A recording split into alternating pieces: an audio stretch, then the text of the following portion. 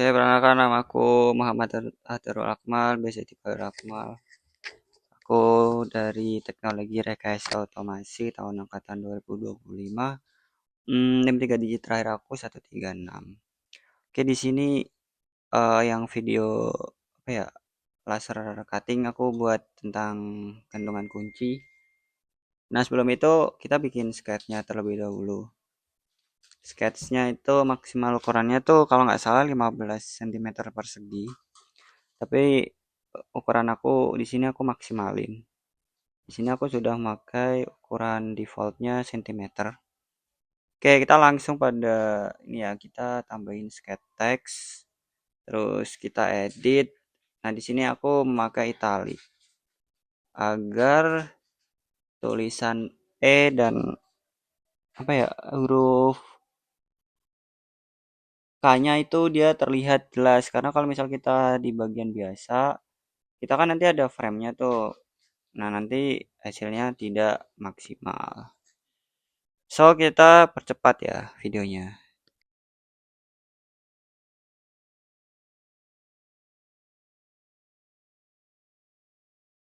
Oke, tadi kan aku bilang kalau misal pada proyekku ini aku maksimalin ya 15 cm persegi. Namun, kita bikin lebih kecil aja. Itu 60 kali 20 mm. Jadi seperti ini. Terus kita urutkan agar tulisan itu berada di tengah.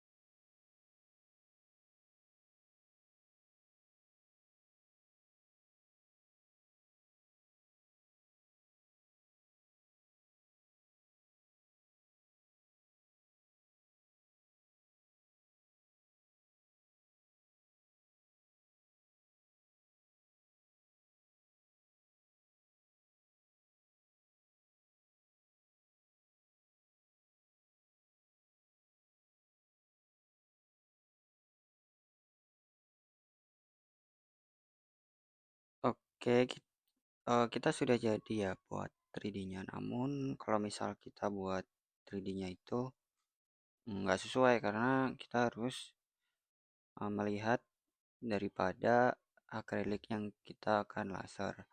Karena kalau misal kita 3D-nya dari sini hasilnya juga sama aja.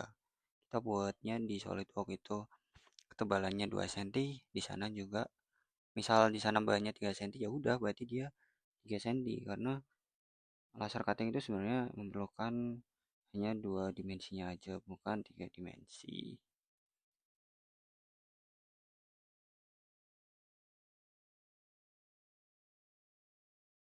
Oke, setelah itu kita bikin tepiannya dia fillet.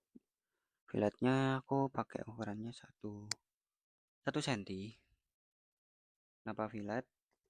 Biar tidak apa ya, tidak bosan lah.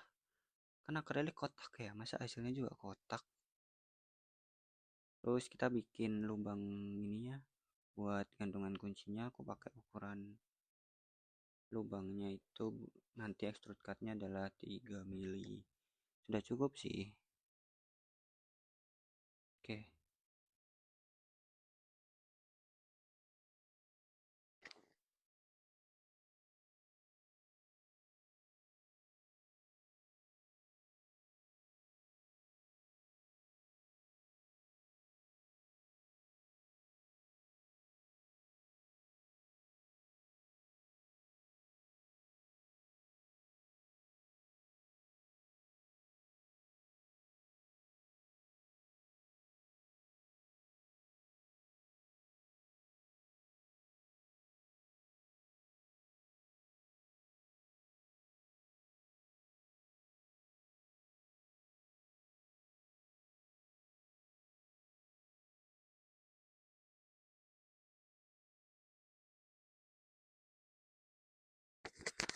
Oke, tadi kan kita sudah bikin 3D-nya ya. Nah, habis itu kita tinggal save as, ya save as saja, terus kita rename, ganti test, terus save. Untuk format filenya biarin aja samain.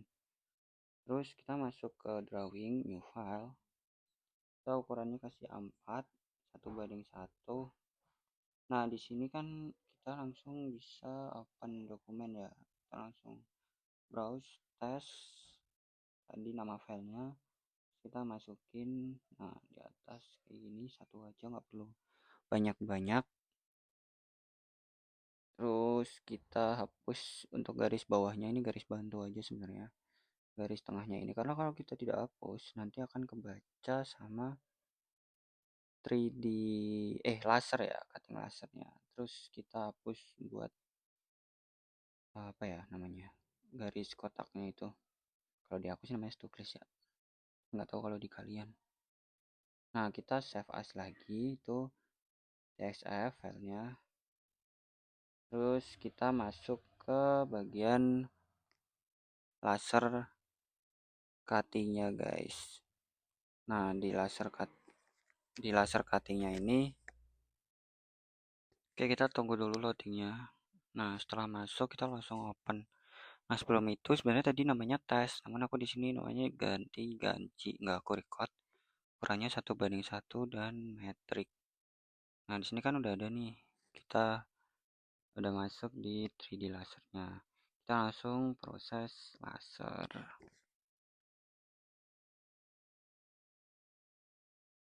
Ini sebelum kita tahap apa ya,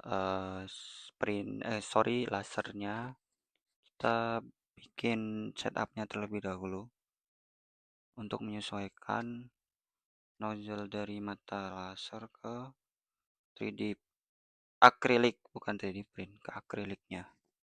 Nah, ini kita sesuaiin garis sama bednya. Kalau misal ada yang mengganggu kita singkirkan. Kalau misal tidak ada ya udah kita lanjut. Karena tinggi bednya ini kebetulan sudah sesuai.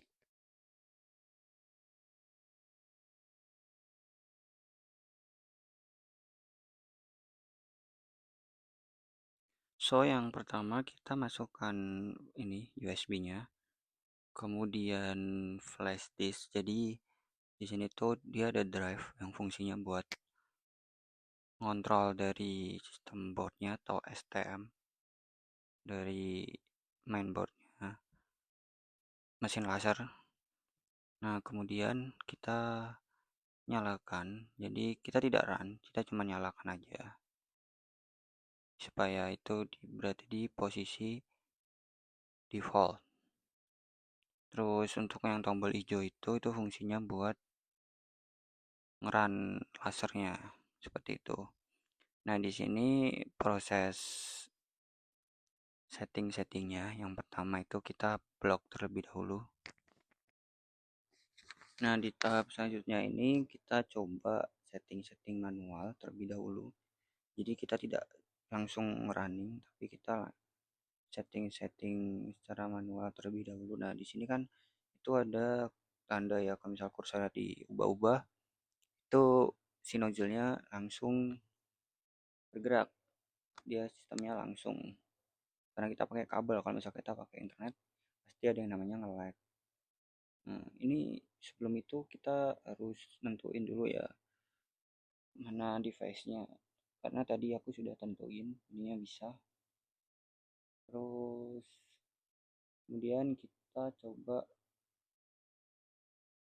speednya diubah untuk dia secara apa ya, buat ngeremnya itu gimana. Nah, ini kan kita coba ngeran tapi untuk lasernya kita tidak nyalakan, jadi seperti itulah. Jadi kira-kira seperti itu buat bentukan dari gantungan kunci dari kelompok kami, seperti itu.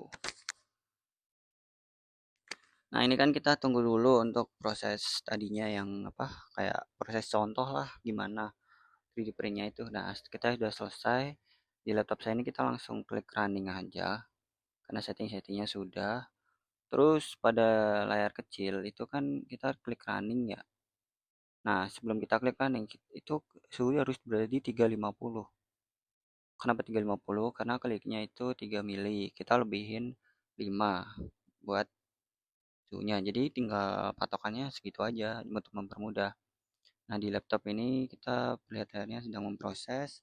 Terus pada layar kecil ini kita standby buat. Jadi ini kita sudah tahap ngelaser ya, seperti pada layar di atas. Nah, ini kita proses laser, namun kita skip aja karena durasi. Ini proses lasernya hampir selesai.